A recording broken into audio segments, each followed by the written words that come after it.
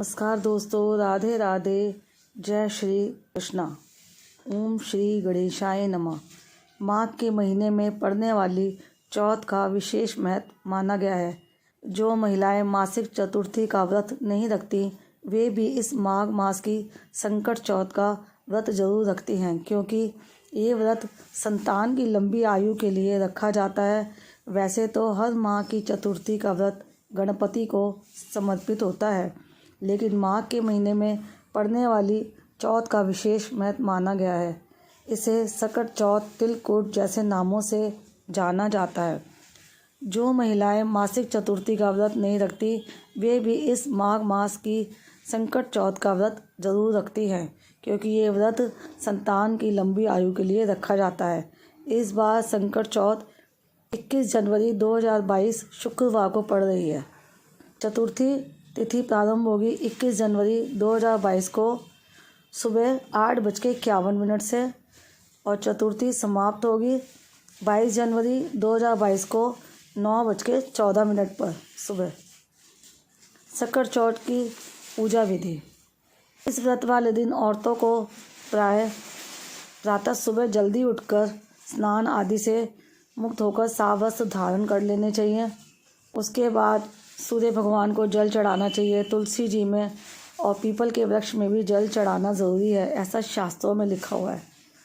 दोपहर के समय एक चौकी पर लाल रंग का कपड़ा बिछाकर भगवान गणेश जी व माता चौथ की प्रतिमा को स्थापित कर देना चाहिए और उन्हें गंगा जल, शुद्ध जल से छिट्टा मार के स्नान करा देना चाहिए।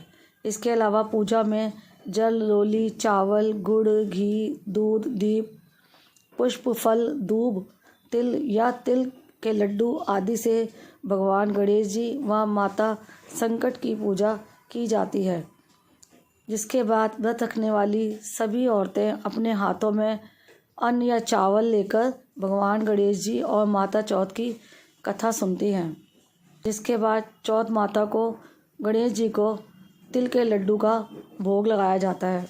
फिर रात्रि के समय चौथ माता व गणपति जी के सामने जोत जलाकर उसमें बनाए हुए पकवानों का भोग लगाया जाता है। उसके बाद चंद्रमा की पूजा करें और जल का अर्घ देकर संकट चौथ का व्रत पूर्ण करें।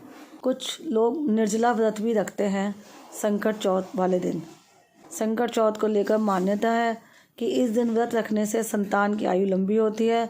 घर के तमाम जितने भी कष्ट होते हैं, संकट होते हैं, वो टलते हैं। महिलाएं निर्जला व्रत रखती हैं।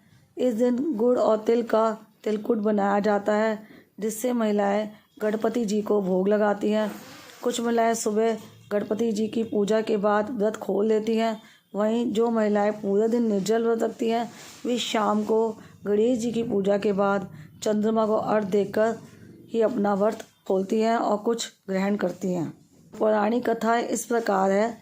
एक समय की बात है, किसी नगर में एक कुम्हार रहता था। एक दिन वह कुम्हार अपने बर्तन पकाने के लिए आवा लगाया तो उसे बर्तन नहीं पके, जिस कारण वह बहुत दुखी हुआ और नगर के राजा के पास अपनी फरियाद लेकर चला गया। राजा ने पंडितों को बुलाकर कुम्हार की समस्या के बारे में पूछा तो पंडित जी ने कहा कि आज के बाद यदि तुम आवा जलाने से पहले किसी बच्चे की बलि दोगे तो आवा स्वयं पक जाएगा।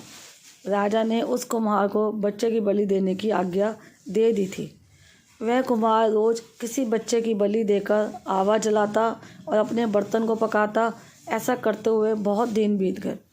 उसी नगर में एक बुढ़िया रहती थी जो सदैव चौथ माता व भगवान गणेश जी की पूजा अर्चना व व्रत करती थी। किंतु एक दिन उसके बेटे का नंबर आया तो उसे बुढ़िया माई ने अपने बेटे को चौथ माता के आवे में सुपारी देकर कहा कि जब तुम आवा में बैठो तो इसको चारों ओर बिखेर लेना। उसके बाद वह कुम्हार आया और उस बच्चे को ले गया और उसे आवा में बिठाने को कहा तो उस लड़के ने भगवान गणेश जी का नाम लिया और माता द्वारा दिए गए आखा और सुपारी को अपने चारों ओर बिखेर कर बैठ गया और इधर उसकी माता बुढ़िया चौथ माता के सामने बैठकर उसकी पूजा करने लगी। पहले कुम्हार का आवा पकने में कई दिन लगते थे, किंतु इस बार एक ही दिन में कुम्हार का आवा पक गया। यह देखकर कुम्हार घबरा गया और इस बात की राजा से शिकायत करी। राजा ने वहां आकर देखा तो सचमुच में एक ही दिन में आवा पक चुका था। तब उस बुढ़िया को बुलाकर लाए और कहा कि तुमने क्या जादू टोना किया है जिससे यह आवा एक ही दिन में पक गया। बुढ़िया ने जवाब दिया कि मैंने तो कुछ नहीं किया, बस अपने बेटे को चौथ माता के आंखें बिखेर कर बैठने के लिए कहा था। उसके बाद उस आवा को बाहर निकाल कर देखा तो बुढ़िया का बेटा जिंदा व सुरक्षित था। राजा व नगरवासी इस घटना को देखकर आश्चर्यचकित रह गए और माता संकट की कृपा से जिन बच्चों की अब से पहले आवा में बलि दी थी वे सभी जीवित हो उठे थे।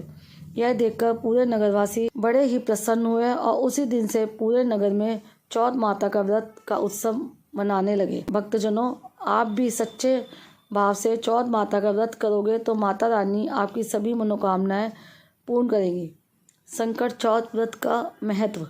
पौराणिक मान्यताओं के अनुसार संकट चौथ का व्रत औरतें अपने पुत्र प्राप्ति के व स्थान के सुख वैभव, स्वस्थ जीवन और दीर्घायु की कामना के लिए रखती हैं। कहा जाता है जो कोई स्त्री श्रद्धा भाव भगवान गणेश जी की पूजा व चतुर्थी का व्रत रखते हैं उनकी सभी मनोकामनाएं और सारे कष्ट दूर हो जाते हैं और भगवान श्री गणेश जी उस पर सदैव अपनी कृपा दृष्टि बनाए रखते हैं। वेदों व पुराणों में लिखा गया है कि सर्वप्रथम भगवान गणेश जी की पूजा करनी चाहिए और आज भी किसी शुभ कार्य में सबसे पहले भगवान गणेश जी की पूजा ही की जाती है। तो ये थी संकट चौथ माता और गणेश जी की कथा।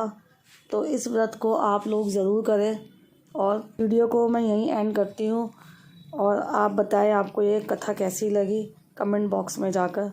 राधे राधे, जय श्री कृष्ण।